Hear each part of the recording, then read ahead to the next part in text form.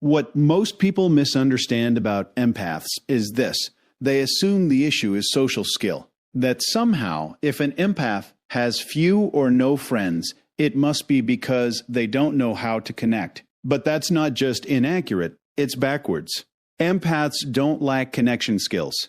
In fact, they often operate at a level of emotional perception that most people never reach. They read tone, micro-expressions, inconsistencies between words, and feelings. They don't just hear what's said. They register what's meant, what's hidden, and what's avoided. And that level of awareness changes the entire social experience, because once you see beneath the surface consistently, surface-level interaction starts to feel empty. Small talk isn't just boring to an empath, it's disorienting. It feels like participating in something artificial, like everyone agreed to stay on the surface while pretending depth isn't available. Conversations become predictable. Reactions feel rehearsed. Emotional exchanges lack sincerity. And over time, this creates a quiet but persistent sense of disconnect. So the empath faces a choice whether they consciously realize it or not. Do they keep engaging in interactions that feel shallow and misaligned just to maintain social volume, or do they step back and wait for something real? Most choose to step back. And that's where the misunderstanding begins. From the outside, it looks like withdrawal. It looks like isolation. But internally, it's not driven by fear. It's driven by discernment. Empaths are not looking for more conversations. They're looking for honest ones. They're not interested in being surrounded. They're interested in being understood. And once they realize how rare that is, their standards naturally rise. This is where the social circle starts to shrink. Not because people reject them, but because they quietly opt out of interactions that don't meet a certain level of authenticity. They stop forcing laughter. They stop pretending interest. They stop investing energy into dynamics that feel one-dimensional. And here's the part most people miss. This isn't a loss. It's a filtration process. The empath isn't becoming less social. They're becoming more precise, more intentional, more aligned with what actually fulfills them instead of what simply occupies their time. But there's a cost to that precision. Depth is rare. Genuine emotional presence is rare. People who are comfortable being seen clearly and who can see others clearly in return, or not the majority. So when an empath raises their threshold for connection, the number of people who can meet them there drops significantly. And they know that. They understand, often without putting it into words, that choosing depth means accepting solitude more often than others do. But to them, that trade-off makes sense. Because being alone doesn't feel nearly as heavy as being surrounded by people who don't truly see you. So they become comfortable in that space. Not because they don't value relationships, but because they value real ones too much to settle for anything less. And when you understand that, everything changes. The narrative shifts from, why don't they have more friends, to a much more accurate question, how many people are actually capable of meeting them at the level they live on? Because when someone is wired for depth, surface-level connection doesn't just feel insufficient, it feels dishonest. And most people would rather have company than truth. An empath would rather have truth than company. The next piece of this becomes even more practical, and in many ways more misunderstood. When we say empaths absorb energy, it can sound abstract, almost mystical. But there's a very real psychological mechanism behind it. Empaths are highly attuned to emotional states, not just in a cognitive way, but in a physiological one. Their nervous system responds rapidly to the emotional cues of others. Tone shifts, tension in posture, subtle changes in breathing, these aren't just observed, they're felt. And when you're around someone who is anxious, frustrated, manipulative, or emotionally chaotic, your body begins to mirror that state whether you intend to or not. So over time, social interaction stops being neutral. It becomes costly. This is where the pattern starts to form. An empath spends time in a group, or even one-on-one, and walks away feeling drained. Not tired in the normal sense, but depleted. like something has been taken rather than exchanged. At first, they don't always understand why. They may assume it's just introversion or stress. But as the pattern repeats, the cause becomes clear. It's not the presence of people that drains them. It's the quality of emotional energy those people carry. And here's where it gets more precise. Most people regulate their internal state independently. An empath, on the other hand, often regulates in response to the environment. That means if they're surrounded by unresolved tension, they feel it. If they're around negativity, they process it. If someone is masking insecurity or anger, the empath picks up on the mismatch, and their system works to reconcile it. That's effort. Constant, invisible effort. Now imagine doing that across multiple relationships, across days, weeks, years. Eventually, the empath reaches a point where their internal system starts to push back. Not emotionally, but strategically. They begin to reduce exposure. They start declining invitations. They limit conversations. They become more selective about where they did go, who they see, and how long they stay. Not because they've lost interest in people, but because they've recognized a pattern of energetic imbalance. This is where outsiders often misread the situation. It looks like withdrawal, avoidance, or even disinterest. But in reality, it's a form of calibration. The empath is learning to protect their baseline. Because once you become aware that certain environments consistently disrupt your internal state, continuing to expose yourself to them isn't kindness. It's negligence. And empaths, especially after enough experience, stop neglecting themselves. They start asking different questions. Instead of, how do I maintain this relationship? It becomes, what does this interaction cost me? And is it worth it? That shift alone changes everything. And here's the critical point. Most people don't even measure relationships this way. They measure based on history, obligation, proximity. Empaths measure based on impact. How do I feel during this interaction? How do I feel after it? Is there mutual regulation? Or am I the one constantly stabilizing the dynamic?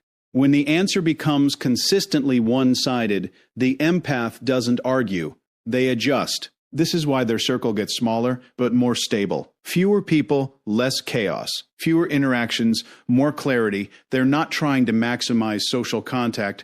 They're trying to optimize internal equilibrium. And once they experience what it feels like to be around someone who doesn't drain them, someone who is grounded, self-aware, emotionally consistent, the contrast becomes undeniable. It raises the standard permanently. At that point, tolerance for draining dynamics drops to near zero. So what looks like distance is actually refinement. What looks like isolation is actually control. The empath isn't retreating from people. They're eliminating unnecessary interference. Bacall says, when your internal state is constantly influenced by your environment, protecting that environment becomes a priority, not a preference. And the truth is simple. If being around someone consistently leaves you feeling worse than you did before, that's not connection. That's consumption. If you follow this pattern far enough, you start to see a third factor emerge, and this one is less about wiring and more about experience. Because it's not just that empaths feel deeply or pick up on energy. It's that, over time, they learn what happens when those traits are placed in the wrong environments. Empaths tend to operate with a high degree of tolerance. They give people the benefit of the doubt. They rationalize behavior. They look for context, for underlying pain, for reasons that explain why someone acted the way they did. And in isolation, that's not a weakness. That's advanced social intelligence. But in the real world, that ability often gets misused. Because when you consistently understand people more than they understand themselves, you also become easier to overlook. Your boundaries become flexible. Your patience becomes expected. And your willingness to stay, even when something feels off, creates an imbalance that others, consciously or not, learn to rely on. So the empath gives more. They listen longer. They forgive faster. They carry emotional weight that was never assigned to them, but they pick it up anyway because they can. And for a while, it works. The relationship continues. The connection appears stable. But underneath that surface, there's a growing asymmetry. One person is investing energy, the other is consuming it. Now here's where it shifts, because eventually, repetition creates clarity. The empath starts to notice patterns, not isolated incidents, but consistent dynamics. They begin to see that certain people only show up when they need something. That apologies don't lead to change, that their understanding is not being reciprocated, it's being depended on. And this is a critical moment, because at this point, the empath has enough data to make a different decision. The question is whether they will. Some don't, not immediately. They stay longer than they should, hoping that insight will lead to transformation. But over time, even that hope starts to erode. Not because they become cynical, but because they become accurate. They realize that understanding someone doesn't obligate you to tolerate them. And once that distinction becomes clear, behavior changes quickly. The empath stops over-explaining. They stop justifying other people's actions. They stop trying to manage outcomes that were never theirs to control. And most importantly, they stop giving at a level that isn't being matched. This is often where people around them become confused, because the empath, who was once always available, always patient, always accommodating, suddenly isn't. But what looks like a personality change is actually a boundary correction. They haven't become colder, they've become more precise. They're no longer responding automatically, they're responding selectively, and that shift alone disrupts every dynamic that was built on their previous overextension. Some relationships fall apart at this stage, not because the empath did something wrong, but because the relationship was never balanced to begin with. It was sustained by their willingness to carry more than their share. And once that willingness is removed, the structure collapses. This is why their circle often shrinks so dramatically. Because when you stop overgiving, you also stop being compatible with people who are benefiting from it. And there are more of those people than most realize. But here's the part that matters. This isn't loss in the traditio. Now sense, it's exposure. It reveals which connections were mutual and which were conditional. And for the empath, that clarity is worth the reduction. Because once you have experienced what it feels like to be used, misunderstood, or emotionally depleted in a pattern, not a moment, but a pattern, you don't unlearn that lesson. You integrate it. You become harder to manipulate, harder to access without intention, and far more aware of where your energy is going and why. So when you see an empath with very few people around them, understand that you're not looking at someone who failed to build relationships. You're looking at someone who learned through repetition which relationships were never real to begin with. And the conclusion they arrive at is simple, but not easy. Empathy without boundaries isn't kindness.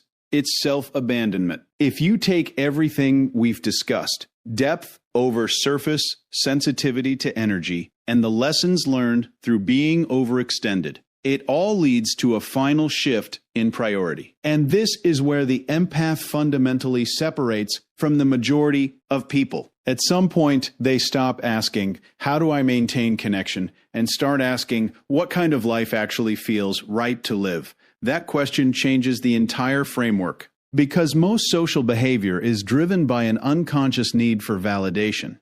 People stay in conversations they don't enjoy, relationships that don't fulfill them, and environments that exhaust them, all to maintain a sense of belonging. There's a trade being made, authenticity in exchange for acceptance. Empaths become aware of that trade, and more importantly, they start to reject it. Not in a dramatic or confrontational way, but in a quiet, deliberate recalibration. They begin to notice that every time they ignore their internal signals, every time they tolerate noise, tension, or superficiality, the sense of peace deteriorates. And over time, that cost becomes too obvious to ignore. So they make a decision that most people avoid for as long as possible. They choose internal alignment over external approval. And that's where their lifestyle starts to look different.